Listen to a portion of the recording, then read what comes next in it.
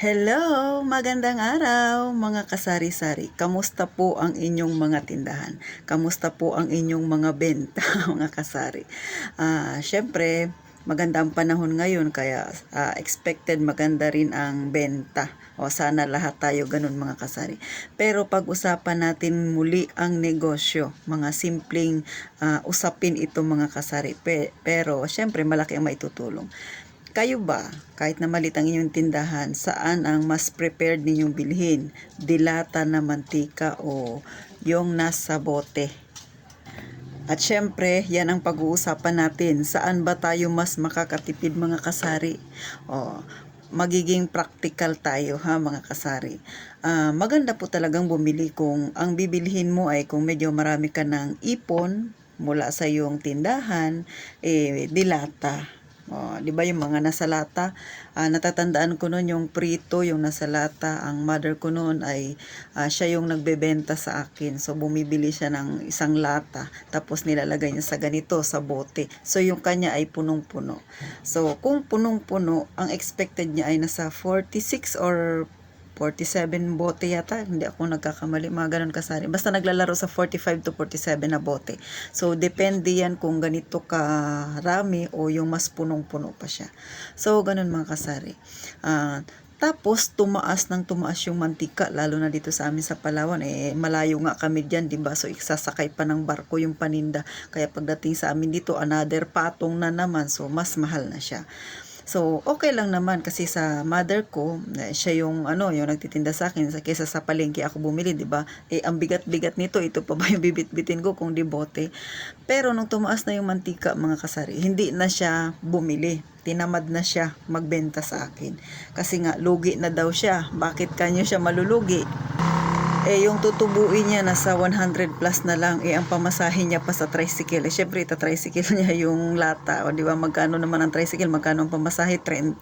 O, kasama siya. O, alam naman, hindi mo rin bayaran yung lata na yun. Ang bigat-bigat ng mantika, isang lata. So, ganun. So, kung ako yung tatanungin ninyo, mga kasari, ako, kasi medyo lumalago na rin yung aking tindahan, gusto ko rin sanang bumili ng nasa lata na. Pero naisip ko mga kasari, magpapakahirap pa ba ako magbibili ako ng lata? May nag-iikot dito sa amin mga kasari, yung binebentahan niya yung mga tinda-tindahan. So, okay naman siya kasi prito pa rin naman siya. Ito, ang bigay niya sa akin nito ay 23 ang isang bote. So, kung sa palengke mo to bibili na ganito kadami, marami lang ng konti is 28 pesos. Kung sa palengke ha. Tapos samantalang kung sa kanya na nag-iikot, mga tindahan talaga yung target nila 23 pesos lang. So, sa kanya na ako bumili. Kasi napag-isipan ko, sa lata ako bibili. Kung bibili ako ng lata, magkano ang isang lata ng mantika? So, magpapaluwal ako ng napakalaking halaga kasi hindi bababa ng nasa 1.3 ang isang lata niyan or nasa 1.2, ganyan. Basta, expected mo 1,000 pataas ang presyo ng isang lata dito sa amin. So, ganon mga kasari. Tapos, syempre, wala kang bote. Mamimili ka pa ng bote. Magkano yung bentahan ng bote sa amin dito? Yung hindi pa nahuhugasan. So, 50 centavos. So, isang sa piso, dalawang bote. Ihuhugasan ko pa yun.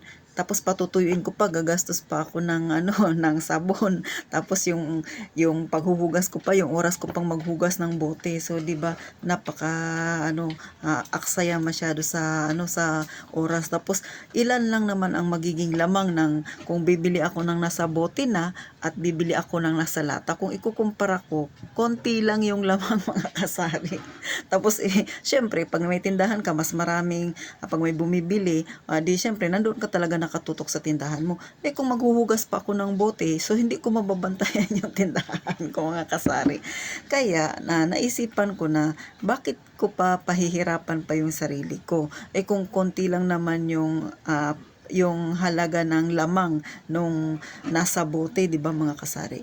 At saka syempre, kapag nagtatrabaho ka, iisipin mo magtrabaho ka nang hindi ka masyadong nahihirapan pero nagiging productive ka. Di ba? Lumalabas na naman yung pagiging empleyado ko. Di ba? Sabi nga maging productive ka pero yung hindi ka masyadong pagod. Bakit ko papahihirapan yung sarili ko na magsasalin pa ako sa bote? Tapos maghuhugas ako ng bote, 'di ba? Tapos patutuluin mo pa siya o isang araw pa yung nakatuwad kasi para mawala yung tubig sa ano, tapos igagastos ka man ng tubig.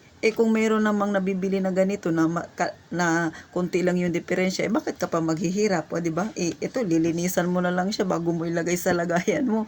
Magbebenta ka na lang, o 'di ba, mga kasari. Pero syempre, sinishare ko lang sa inyo, alin ba ang mas maganda?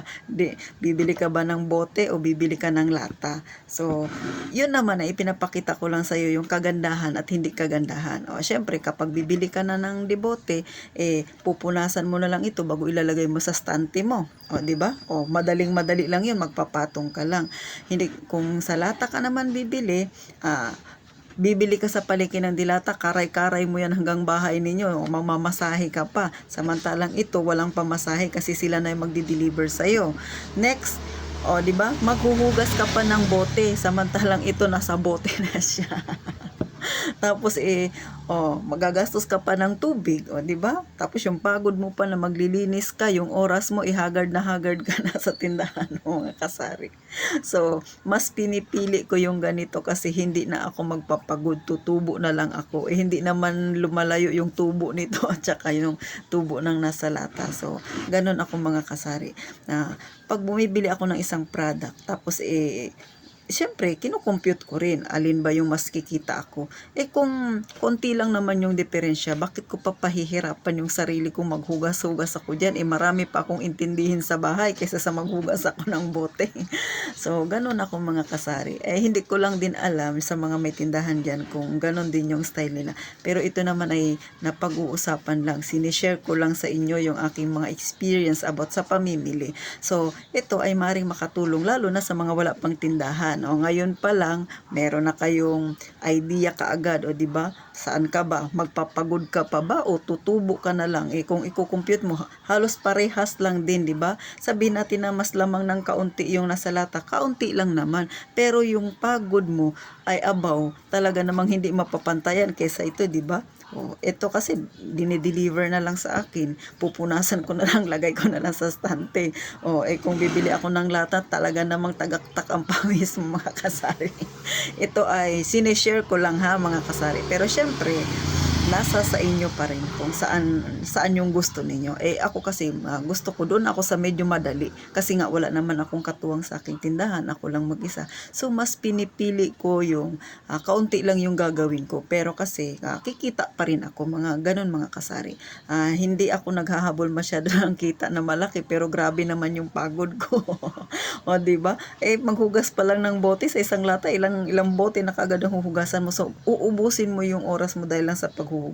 Lalo na ako, mayroon pa akong sideline na siomay. So maaga pa, namamalengke pa ako. Tapos iintindihin ko pa ba yung mga hugas-hugas na yan, ang bote na yan. Pero syempre, iiwan ko pa rin sa inyo, mga kasari, ha? Kayo pa rin na magdi-decide. Sa akin ay sinishare ko lang sa inyo. Pwede nyo namang gawin na kayo yung bumili, no? Diba? Kung may kasama kayo, di siyang maghugas. Pero doon ako sa pinakamadaling pamamaraan na alam ko na halos magkaparehas lang din ang kikitain ko, mga kasari. So, thank you sa inyong panonood. Di ba? Sana po ay napangiti ko kayo. Sa real talk lang tayo, mga kasari, ha. At saka syempre sana ay kahit papano napasaya ko yung inyong panonood sa akin, mga kasari. Please, huwag kakalimutang mag-like, tapos i-share, at saka syempre paki-subscribe na din po, please po, mga kasari, ang aking maliit na YouTube channel para makatulong pa tayo sa mga may kagaya din nating may tindahan, at saka sa mga hindi pa masyadong marunong humawak ng kanilang tindahan, mga baguhan pa lang sa ganitong larangan ng negosyo. Kahit maliit pa yan, magkapagbigay tayo ng inspirasyon, magkaroon sila ng motivation, di ba? At saka syempre yung mga tips na yan makakatulong sa kanila para mas mapalago pa nila ang kanilang tindahan. So, thank you po ng marami sa inyo. At ito ang inyong pambansang tendera, si Ate Tintin ninyo, mga kasari. Huwag sana kayong magsasawang panuorin ang aking maliit na channel. Mag-iingat kayong palagi, mga kasari.